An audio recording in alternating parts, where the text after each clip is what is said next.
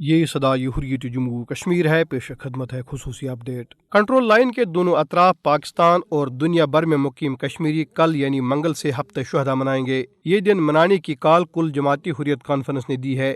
کل جماعتی حریت کانفرنس کی طرف سے جاری کردہ کیلنڈر کے مطابق 7 جولائی کو احتجاجی ریلیوں اور جلوسوں کا انعقاد کیا جائے گا اور آزادی کے حق میں پلے کارڈز اور بینرز آویزاں کیے جائیں گے۔ 8 جولائی جمعرات کو ممتاز نوجوان رہنما شہید برہان وانی اور ان کے ساتھیوں کے یوم شہادت کو یوم مزاحمت کے طور پر منایا جائے گا، جبکہ 13 جولائی کو تاریخی یوم شہدا منایا جائے گا۔ کل جماعتی حریت کانفرنس نے ان دنوں کے دوران مقبوضہ جموں کشمیر میں مکمل ہڑتال کی کال دی ہے۔ حریت کانفرنس نے 8 جولائی کو برہان وانی کے آبائی قصبے اور 13 جولائی کو مزار شہدا نگجبن صاحب سری نگر کی طرف مارچ کی کال دی ہے، جہاں 1931 کے شہدا مدفون ہیں۔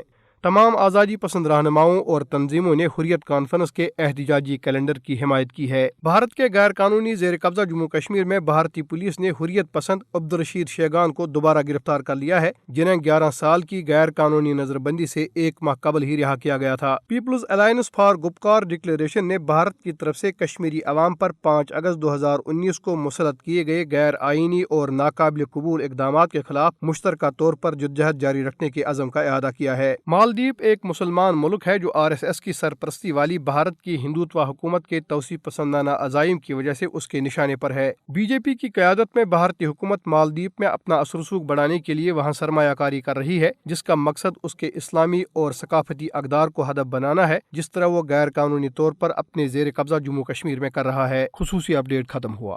اس کھلے راز سے ہر کوئی آگاہ ہے کہ جنوبی ایشیا میں بھارت خود کو منی سپر پاور سمجھتا ہے، اور یہ وجہ ہے کہ اس کے توسیع پسندانہ عزائم اور بالادستی کی خواہش کے سبب اس کے اپنے سبھی پڑوسی ممالک کے ساتھ تعلقات زیادہ تر کشیدہ ہی رہتے ہیں۔ تاریخ شاہد ہے کہ بھارت کی ریشہ دوانیوں اور چیرہ دستیوں سے کبھی بھی پڑوسی ممالک اس کے شر سے محفوظ نہیں رہے، تاہم جب سے بھارت میں انتہا پسند اور جنونی RSS کی پروردہ بھارتیہ جنتا پارٹی برسر اقتدار آئی ہے، اس وقت سے پڑوسی ممالک کی مشکلات میں مزید اضافہ ہو چکا ہے۔ کچھ عرصہ پہلے مودی سرکار کی حد سے بڑھتی ہوئی شرانگیزیوں کا چین اور نیپال نے مسقط جواب دیا۔ گلوان وادی میں چینی فوج نے بھارتی سورماؤں کو دھول چاٹ دی، اور نیپال نے بھارت کے ساتھ اپنے بڑھتے ہوئے سرحدی تنازع کے تناظر میں اپنے ملک کا نیا نقشہ جاری کر کے مودی سرکار کے ہوش ٹھکانے لگا دیے۔ اب بھارت کی جارحانہ روش کا شکار مالدیپ بنا ہوا ہے۔ ہندوتوا سرکار مالدیپ کو اپنی کالونی بنانے کے لیے اس ملک کے سیاسی اور اقتصادی معاملات میں کھلم کھلا مداخلت کر رہی ہے۔ بھارت کی طرف سے مالدیپ کے نوجوانوں کے لیے نام نہاد اقتصادی اور تعلیمی پیکیج کسی طور بھی اس ملک کے مفاد میں نہیں ہے، کیونکہ بھارتی حکمران یہاں کے باشندوں کی ترقی کے نام پر دراصل یہاں کے ریاستی اداروں پر اپنا غلبہ چاہتے ہیں۔ ترقی اور خوشحالی کے نام پر مالدیپ کے حوالے سے بھارتی حکمرانوں کے تمام اقدامات بدنیتی پر مبنی ہیں، اور اگر یہاں کی حکومت نے چین اور نیپال کی طرح اس کا بروقت ادراک اور تدارک نہ کیا تو بحر ہند میں واقع اس جزیرہ ریاست کو بھارت کی نوآبادیاتی بننے میں دیر نہیں لگے گی۔ در حقیقت نریندر مودی کے توسیع پسندانہ عزائم اور جنگ جنون نے اس خطے کی امن و سلامتی کو آج سنگین خطرات سے دوچار کر رکھا ہے۔ تبصرہ ختم ہوا۔